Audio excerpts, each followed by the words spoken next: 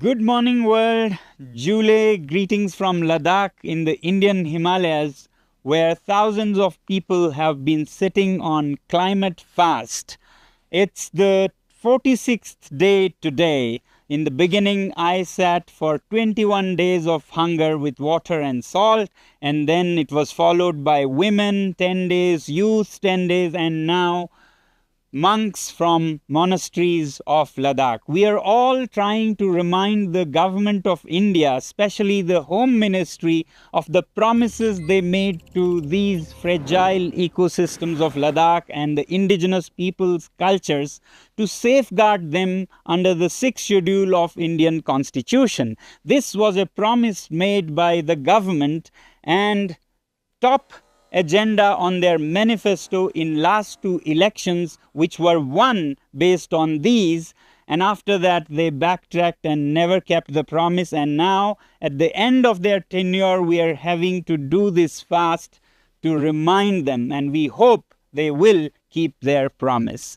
In today's update, I'm going to share with you a very strange and interesting incident that happened yesterday. For the longest time, I was not sure if I should share with you all, my friends and supporters, or not. Finally, I'm thinking I should share. So yesterday, a man came to me and handed over this envelope.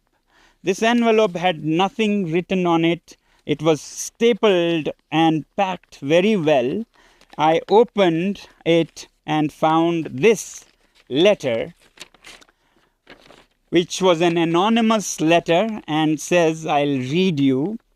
Sir, the only purpose of this letter is to inform you, in case you aren't aware, that the bank account details for your institute has been taken by the Anti-Money Laundering Department recently from the banks.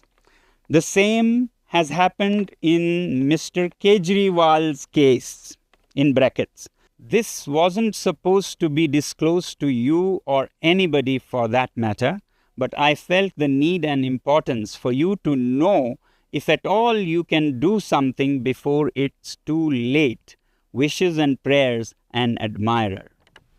So something interesting seems to be cooking up around me. This letter was given to this man by somebody outside the park who just said, please give it to Sonam Wangchuk, and left. So we don't know who this has come from, but to me it looks like it comes from the staff of either a bank or an investigating agency. The thing is that these days in Ladakh, people in largest numbers are with the movement. When the government or the administration takes any such action, whether it is police or investigating agencies, their staff disclose it to us out of sympathy and feelings for the movement. So likewise, this person is warning me around something that they are cooking.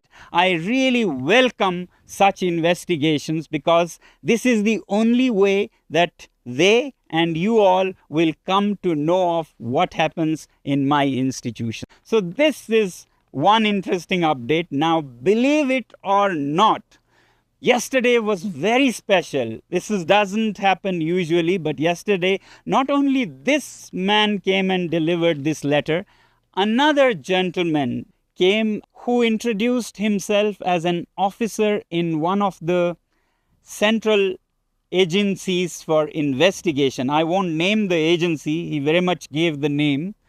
And he said he was a great supporter of my work. He was very passionately supporting our work. And then finally, before leaving, he said something very important which connects to this. He said, these days, you should take very good care of your health because of the fast, but not only that, you should take very good care of your safety and your life. And he gave examples. He said, anything can happen these days.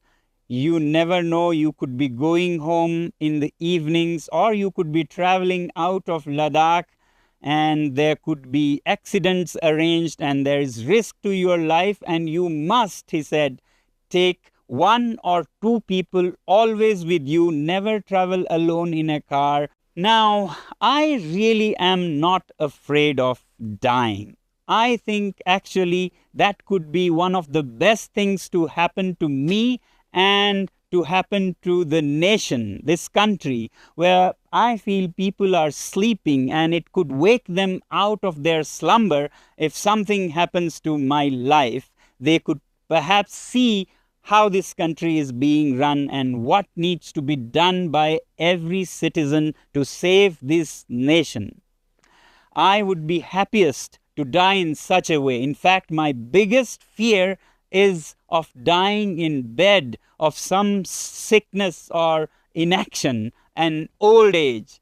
This will be the biggest gift they could give, and sometimes deaths can actually spark revolutions, and that would be the best thing to happen to me. तो देश के लिए जिंदगी तो दे चुके हम, अब जान देने की बारी है और इसका हमें इंतजार रहेगा. Stay tuned and keep following to see what happens to this man, and keep ready for a revolution if it takes that. Jai Hind.